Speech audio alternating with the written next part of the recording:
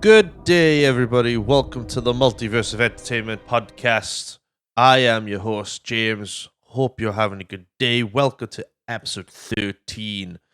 And first off, I'd just like to say, I know I say this every week. Thank you very much for listening, tuning in every week.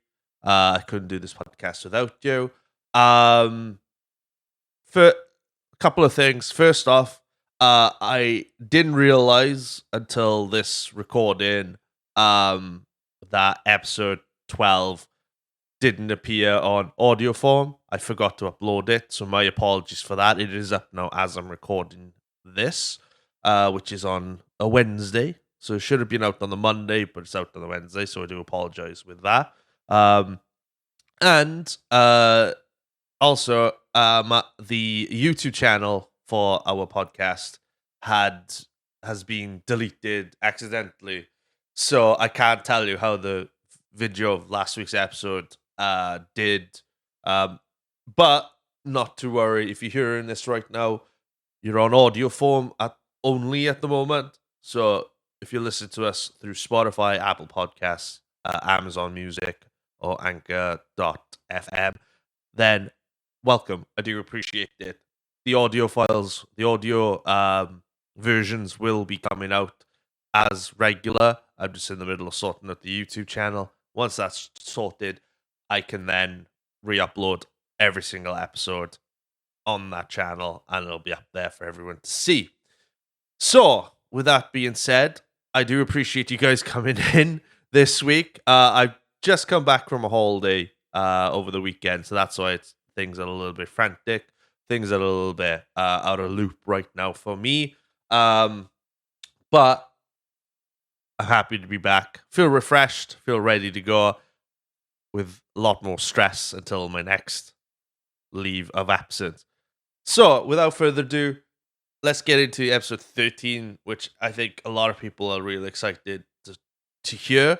We're going to be talking about Speed, starring Keanu Reeves, and this movie originally was released in the theaters in the UK on September 30th, 1994. Let's listen in.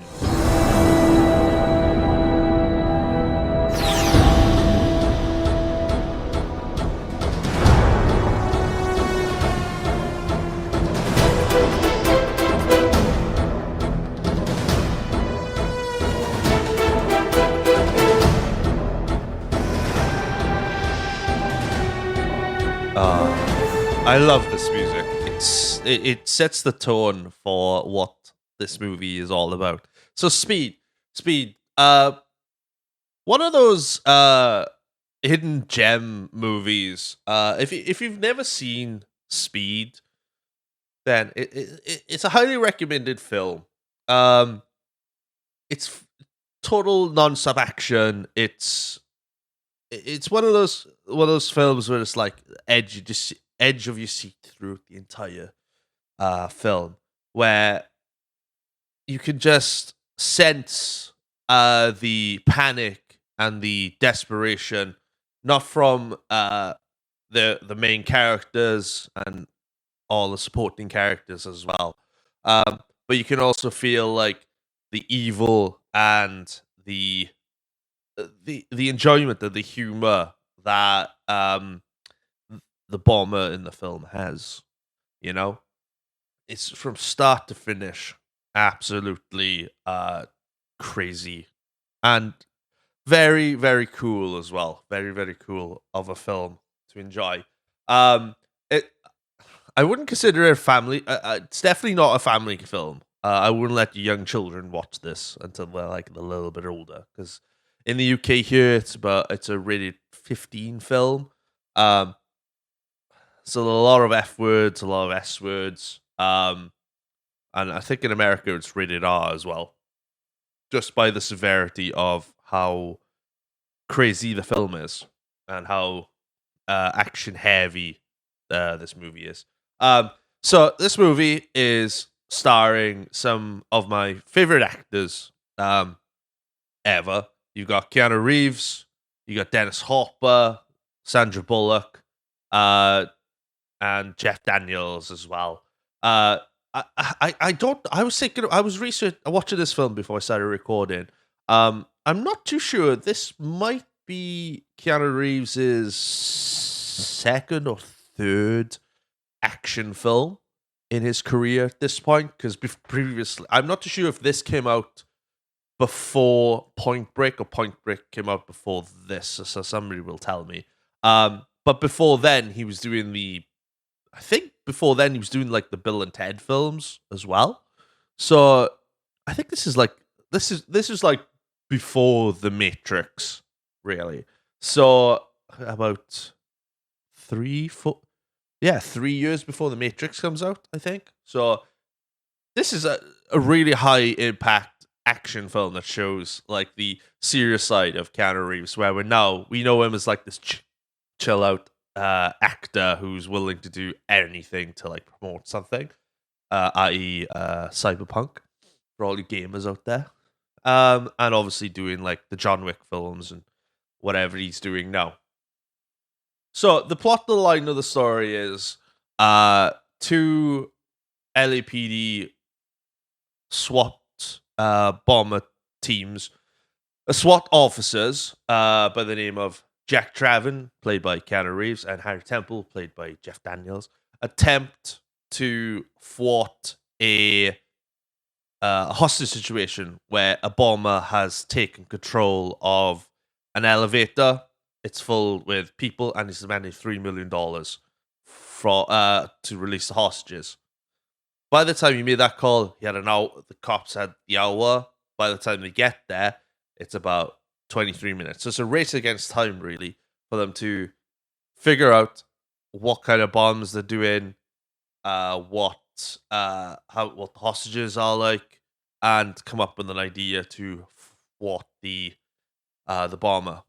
Little do they know, obviously, that the bomber is really close to them, and he's got the area bugged, and he can hear everything, hear all the conversations, and hear what they're doing. But the bomber's unsure of what to do, so he carries on doing with whatever he is doing in an elevator. While he's doing this, Jack and Harry Fletcher come up with a plan where they grab a small crane, a hook, to hook onto the elevator so it can hold, so they get the passengers out. As they do this, they get the passengers out. The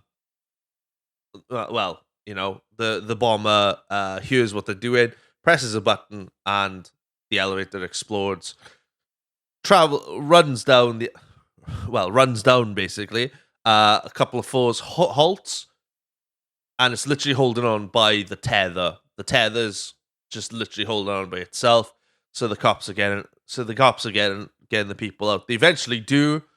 Eventually, I say, because there's always one fucking person that is like, no, I can't do it. No, I can't do it. And then they're like, come on. And it's like, come on, you stupid cow.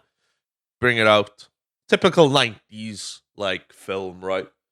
Late 80s, early 90s film. And eventually get everybody out. Everyone's happy. Then they realize the bombers jumped the gun, and they're like, that's not good. And then Keanu Reeves' character, Jack, is like, raises up from the seat and goes, he's here. And then they realize all the elevators have been cleared out apart from freight elevators, which, if any Americans are watching, what the fuck is a freight elevator? To me, an elevator is an elevator, right? So what's the difference between a freight elevator, express elevator? Somebody tell me. I don't know. I'm dumb, right? I'm a dumb Welshman doing a podcast with movies and TV shows. So let me know. And then they realize one of the elevators is occupied, and they can hear somebody working in. They get down. They're about to open the hatch, but the bomber is fucking shooting them with a 12 gauge shotgun. Shoot in. Jeff Daniels falls through the ceiling.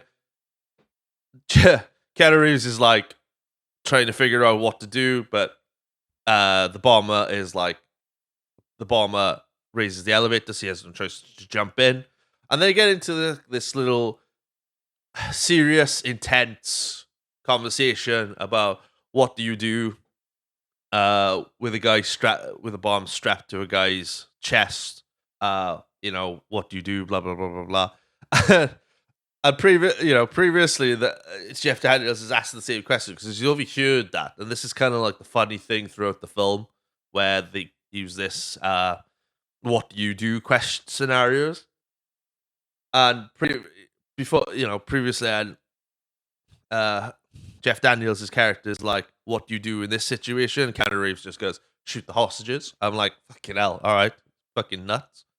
But then they do in this situation, they go in this situation, and then Jeff Daniels just whispers, "Shoot the hostage," and then Keanu Reeves just shoots him, and he's like, "You fuck!" And it's like it's fun. There is some comical humor in this movie as well, which isn't intended, but it is.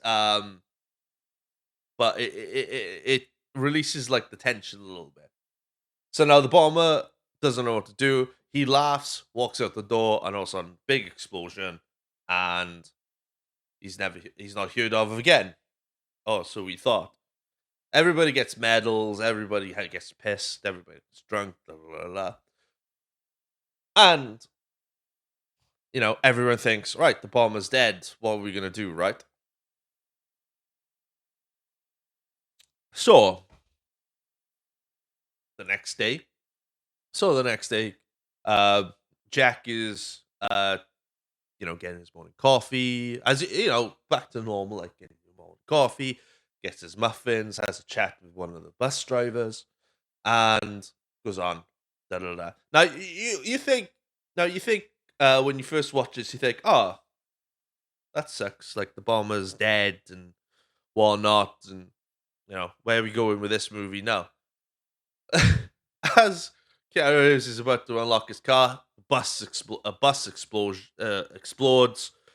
He sprints to it because he knows the bus driver, and he's like, "See you tomorrow." Boom. No, he doesn't. Obviously, he's dead. Runs to it. Can't do anything about it. Gives up.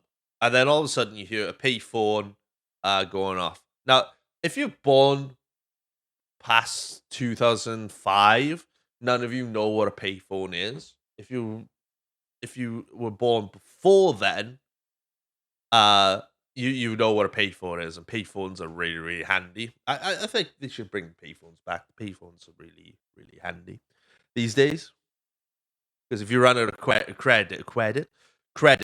and you don't have a contract, what do you do? Payphone, right? Anyway, off on a bit of a tangent there about technology. Lovely. I'm drinking Pepsi Max as well while I'm doing this.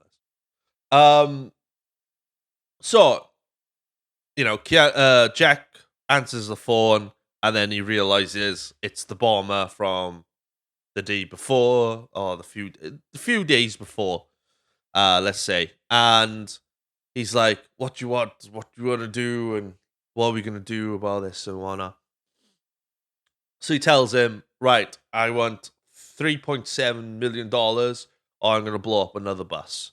And Jack is like, "What bus? I need to know what bus is so you can, the bomber kind of turns into a game." By the way, the bomber is played by the incredible Dennis Hopper, who is fucking outstanding in this film. And to think, previously, a year before this, he was in the Super Mario Brothers film playing King Koopa. So think about that. Super Mario Brothers in 93, 94, playing a maniac bomber in an action film called Speed. Think about that. It's incredible, right? And the bomber is like, "Oh, I'll tell you what the bus is." Gives him the number of the bus. Jack gets in his vehicle and fucking sprints, and it starts off with this adventure, really, of has to save the passengers on this bus. This bus can't. Once this bus goes above 50 miles per hour, it can't go down. Otherwise, it will go explode, killing everybody on it. And the bomber's happy, and everybody's very sad. With this, Keanu is like trying to get on the bus. The bus driver's like, "No, this is where we meet Sandra Bullock's character Annie, who is in my view, she's kind of like the comic relief. Well, not comic relief, but she acts kind of like a comic relief, but a serious character as well at the same time. Because she's very funny in this, and I'm not too sure if this is one of her first movie roles. I'm not entirely sure, but it's close. It's one of her early. Is it one of her early things movies? I'll look it up. Probably, I think so. And and they got her on the bus. She's on the bus. Everybody's on the bus. The bus is over 50. Keanu's trying to stop the bus from slowing down, trying to get on. Nobody's interested. Keanu gets out of his car, tries to run after the bus, still won't let him on, and then he commandeers a guy's Jaguar and accidentally sped. This guy in the car with Keanu Reeves, he appears in the second Speed film. Spoiler alert. But ends up in the same fucking scenario, which it's funny. This guy's like the comic relief. I think is the main comic relief because he's so funny. Because he's freaking out and he's like, whatnot. Eventually, the bus driver gets the message then via a piece of paper where it says "bomb on bus." He slows down.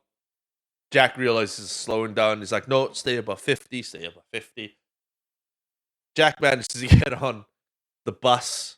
That gets on the bus then by ripping the guy's Jaguar's car door off and jumping on the bus, which is fucking typical action movie thrill, right? I mean, how else do you get on a bus, right? Off a moving car into a moving bus, because you missed your stop and whatnot. So they do this, and then the bombers trying to ring. It's back and forth. It goes on to this like thrill ride where the bus doesn't go below 50 at all. And the bus, it's like a bus ride from hell, basically, where you're in the middle of rush hour, you can't stop the bus, so you literally have to plow through everything. And a lot of the action is on the bus itself, where you've got a guy freaking out with a gun because there's a cop in the bus. Somebody tries to stop him, and the bus driver gets shot. So Sandra Bullock's character starts driving the bus, even though she has no license, which is fucking hilarious. And the reason why she's got no license is because she was speeding as well. So that's even funnier. So you got a scenario where a bus has got to stay above 50, and you've got a character whose license is revoked for speeding. So you got, hey, this is a coincidence, right? So, which kind of follows it into the second film as well, which is even funnier, which we'll get to one day. So there's a lot of action. They can't stop. They run over kids. They almost run over kids. They mow down a lot of cars. Which is an evil twist in the film, which is even funnier. There's a point in the film where there's a lady who pushes like a pram, and they don't see it till the last minute, and the bus hits the pram, and you're thinking, "Oh my god, they've just hit the baby, they've just killed the baby, whatnot," and everyone's devastated. But as soon as the carriage hits the floor, it's just full of cans, and everyone's like, "Oh, fucking sigh of relief." Keanu Reeves is laughing his head off because he's like, "Oh fuck, it's cans. Thank fuck for that." Sandra Bullock is freaking out because she's like thought she's fucking killed a fucking child, and it's just a mixture of emotions, which is fucking what you need. The storytelling in this film is absolutely phenomenal. Like it keeps building the mystery of like who the bomber is. While Jack is doing sorting the bus out, Harry is back at the police station trying to figure out who the fuck this bomber is. Um, but they realize as they go doing this, they're getting closer and closer, and Harry is like, um, sorry, is Jack at this point has checked the bomb out, okay? He's had a look at it.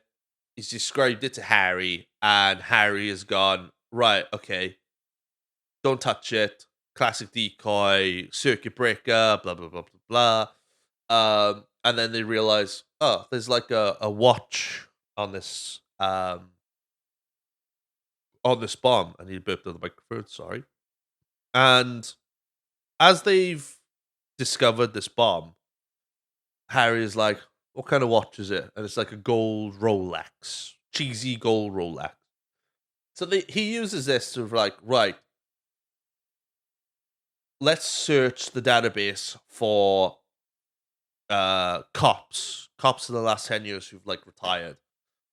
So as they're doing this, and then Jack is trying to like figure out ways how to get people off. He speaks to the bomber. He's like, I gotta get the bus driver off because the bus driver's shot. So they get the bus driver off. But unfortunately, a lady freaks out and she like, I want to get off.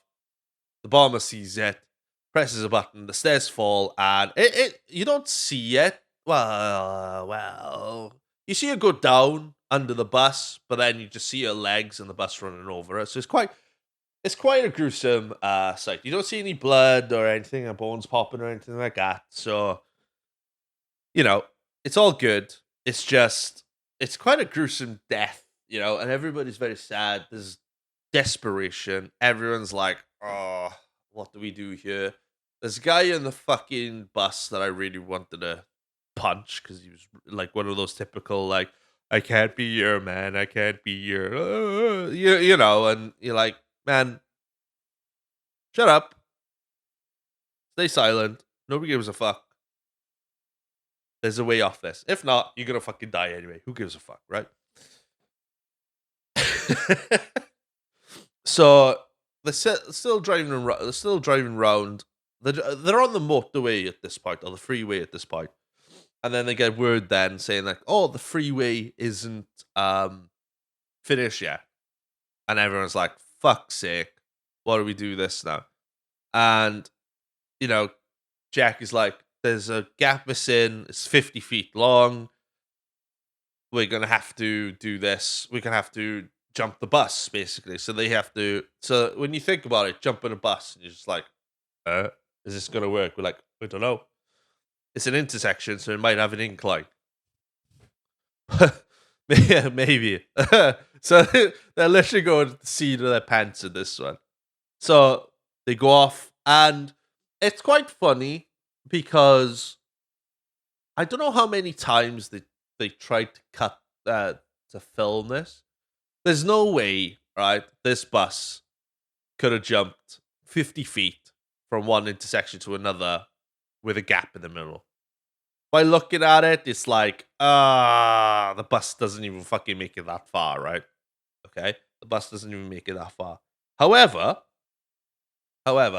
with a little bit of CGI work, right, the bus makes it, and everyone's very happy. Everybody's thinking, "Hey, yes, fucking stupid," and they end up at the LAX airport, the Los Angeles airport, where they just keep circling and circling and circling. But as they enter, they accidentally pop a tire. So now you've got a bomb on the bus that can't go above 50, and your bus has one, maybe two flat tires. So, right, I'm gonna have a little drink here. Bear with me. Lovely, lovely. Oh, lovely. I love doing this podcast. So they're just rolling around. They've come up with ideas.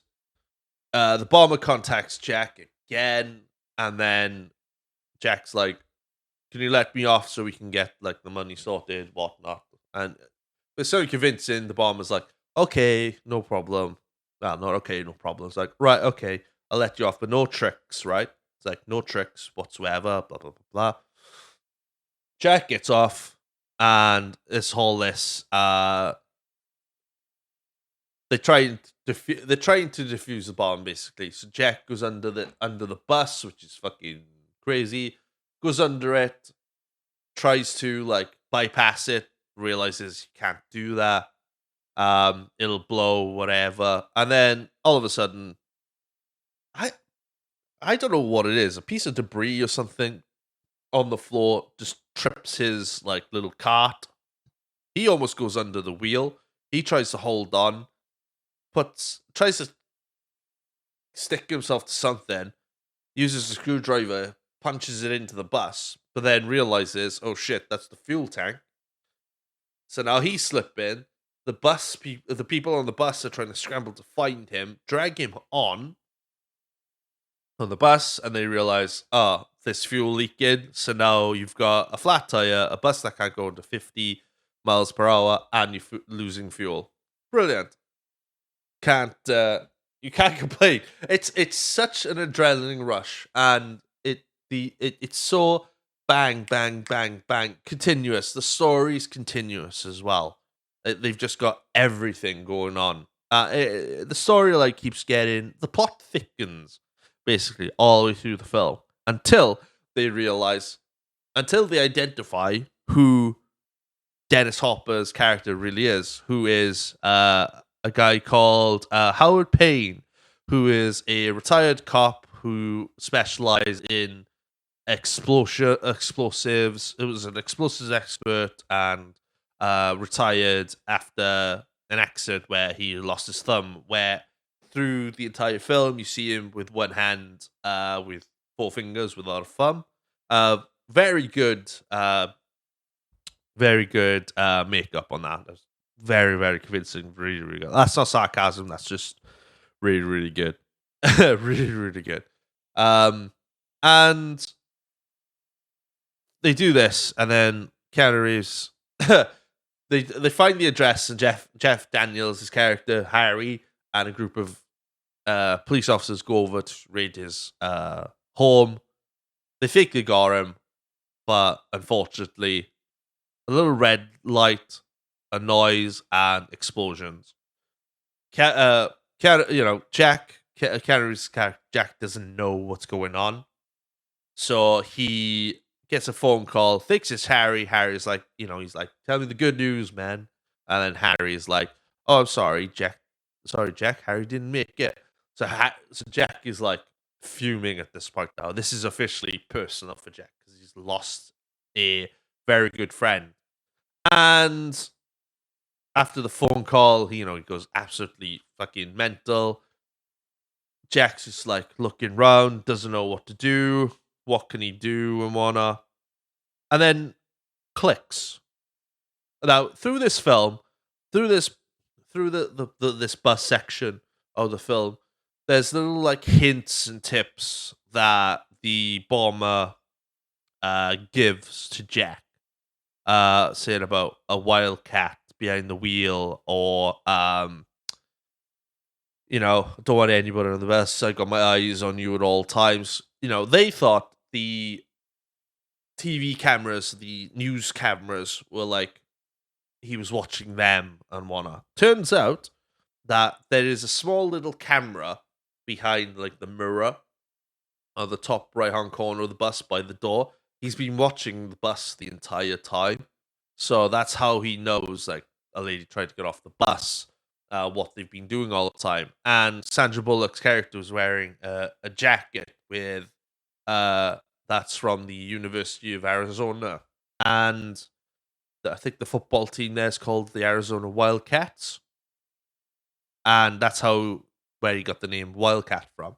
So he realizes it and goes, right, can we get the TV cameras going? So the cops go to one of the TV cameras, loop the film, gets the signal from that camera, loops the film, records it, and then plays it, and then feeds it back to the bomber. So the bomber doesn't know this, right? So now this is the opportunity for everyone to come off the bus, which they eventually do in dramatic fashion. Obviously, it wouldn't be a Keanu Reeves film without Keanu Reeves sliding out of something on a panel with a girl wrapped around his arms, which is actually quite funny. They do this, and the bus eventually hits it hits, but it doesn't hit a plane, and it explodes. Which is quite funny because the bomber originally said that the bus can't go if the bus goes under 50, it'll explode. And you see the countdown of the speedometer on the bomb as it gets close to the plane. It explodes dead on 50. All right. Now I'm sure it's like some of us were like, should it be under 50 or whatnot? Does 50 classes under 50? I don't think so, but that's my OCD going. So they think, yeah, we got him, blah blah blah blah. So as they do after this, obviously, during that last phone call, the bomber was like, right, you need to deliver the money in this trash can at this street on this corner at this time. So they go ahead and do it. They're all waiting. By this point, Payne realizes that he's been duped. The bus has exploded. The camera's on loop. So he now has to do basically plan B, in which he dresses up as a cop, finds Annie, grabs Annie, takes her away. Annie doesn't realize who the bomber is, right? Jack knows who the bomber looks like, all right? So does Harry as well. So they're waiting there, waiting for him to, like, take the money. And then Jack is like, put the tracker on. And he goes, why? Just, no, just put the tracker on. And then they realize the tracker is moving. It's moving. And they're like, what the fuck? So Jack runs out to the trash can, removes the trash can, and there's a massive hole in the ground. So he jumps down, he realizes shit. Jumps down, follows the underground, obviously. Shouts out, sees a figure, shouts out freeze. Does the what do you do scenario, turns the person around, and then realizes shit, it's Annie. She's got a bomb on her chest. He doesn't know what to do. Payne is like laughing and just like telling him what to do and whatnot, blah blah blah. And then they both go. Now you think after the bus, this is the it. They've caught the thing, caught the bomber, blah blah blah blah. No, what do? They go on a fucking train, get everybody off, shoots the fucking train driver. Dennis Hopper like looks at his money. Jack's on top of the fucking train trying to find a way to get on the fucking thing. Almost gets knocked off by like the fucking signals and whatnot on the ceiling. And what is it? Payne opens the money bag, sprays fucking this pink ink all over him, and he's like pissed. He's fucking pissed. Unloads his fucking gun, which is actually a pretty fucking nice little short MP5, I think. Loads it up, doesn't get Jack, obviously, throws it, climbs on top, and those two are fist fighting on top of the train. While the fist fight on the train, while Dennis Hopper is still holding like the fucking detonator, chokes Keanu Reeves and is like, "What you fucking do?" Blah blah blah blah. Says, another the last one of those things. Keanu Reeves pushes him up, and then you realize it. Dennis Hopper realizes, "Fuck, there's a signal right there. Can't move." Hits his head. His head comes off. He's dead. Bomber dead. Keanu Reeves has got the detonator. Tries and grabs, and he can't get her out. Rips the fucking bomb off her. Rips the wires out, which surprisingly is like, rip them out with confidence. Bombs diffused, gone. Why couldn't they do that in the fucking first place, right? They do that, and then they realize they get a message saying the tracks that they're on is incomplete. What do you know? What are you surprised? So Keanu Reeves speeds the fucking train up. They literally just sit there. And this train is like flying through the air and landing on its side. And it comes to a stop, and then it just ends with Keanu Reeves and Sandra Bullock making out, and and that was it. Basically, that's the entire breadth of the film, and the film, right from start to finish, is just crazy. Um, a lot of far fetched stuff in that film, like um, you know, flying the bus over a 50 feet fucking gap in the railway. The train, them sitting in the train comfortably as it's like going through like the construction yard and going up and everything like that. And not, you know, all that stuff. It's super cheesy, such cheesy fucking action film. Um, but really, really intense.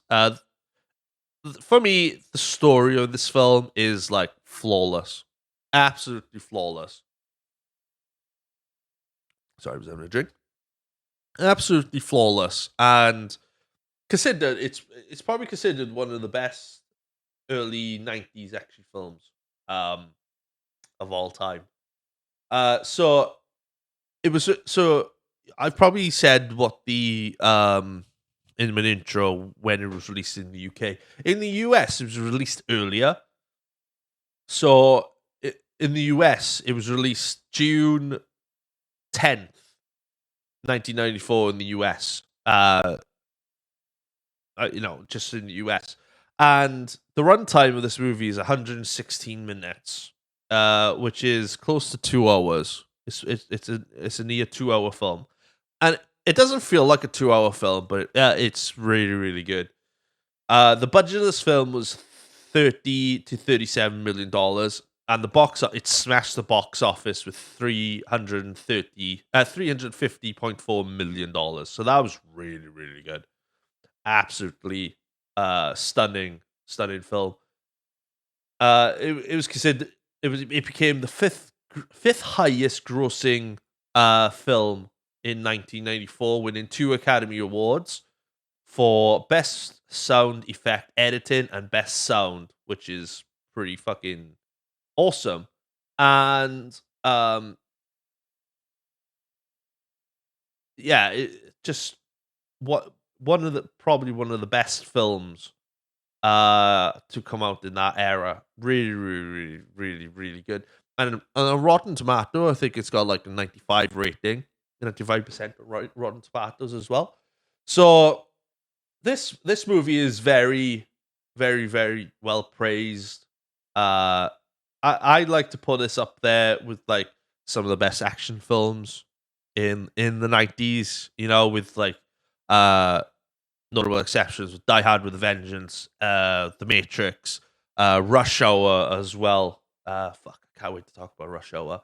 And probably the second film as well, Speed 2, Cruise Control, uh, which, which, according to Wikipedia, is like considered the worst sequel of all time, which I don't think is the case. I think Speed 2 is as good as, Speed 1. But Speed 1 is actually better, but we'll talk about it another day. The music is great in it. The music is very intense, upbeaty as well, which is pretty cool. And that kind of follows the sequels throughout as well. Um, yeah, if you haven't seen Speed before, give it a go. It's on Disney Plus right now in the action movie section. Um, so I definitely would check that out. It's really, really class, really, really good. Keanu Reeves is brilliant in it. All the actors in it are fucking brilliant. There's no bad actor in this film whatsoever. So yeah. If I if I give us a rating, it's 94. So give it around a 94. 1994. Solid 1993. Solid 1993. Definitely. Uh, really, really good film. Definitely check it out. Okay. Yeah, yeah. Okay, that's it. Let's play some music and we'll get out of here. So.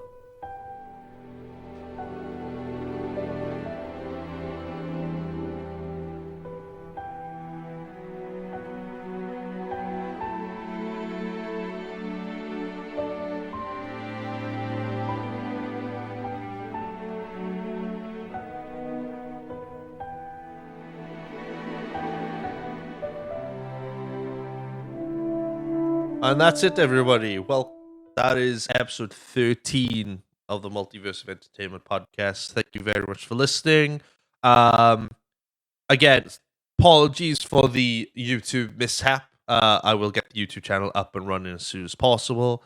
But in the meantime, there are 12 other episodes in the archives here on the Multiverse of Entertainment podcast, here on Spotify, Apple Podcasts, Amazon Music, and Anchor.fm. Please check us out all on there on audio form. We do appreciate it. We are trying to get us on more podcast platforms as well, including like Google Podcasts as well. So bear with us if you're waiting for us to get onto there. But in the meanwhile, apart from the audio providers that you can listen to us on, you can also check us out on Instagram at the Multiverse Entertainment Pod. And us on YouTube, not on YouTube, sorry, that doesn't work at the moment. TikTok as well, at Mo Podcast on TikTok. Where each week, every week, you will get a snippet of the next episode coming out every Monday. So please go follow us on there. Check us out everywhere. Leave us a review as well. We would love that, and share with friends. We really do appreciate it. This podcast is for everybody. Try not to swear in every episode, but sometimes it just comes out. Okay, so this is for everybody. If you listen to the in work or on a long journey, I do appreciate it. I'm glad I could keep you company all the way through there. Next week is episode 14, and we're going back to the TV roots. And this one is going to be hilarious and fun to talk about, because we're going to be talking about a British classic TV show, and it is Open All Hours, which we're going to be talking about. Open All Hours, one of the classics by Ronnie Baker, one of the two Ronnies. Can't wait to talk about this. Until next week, guys, enjoy. Keep watching your movies. Keep watching your TV shows. Stay nerdy, and I'll catch you next week. Have a good one, guys.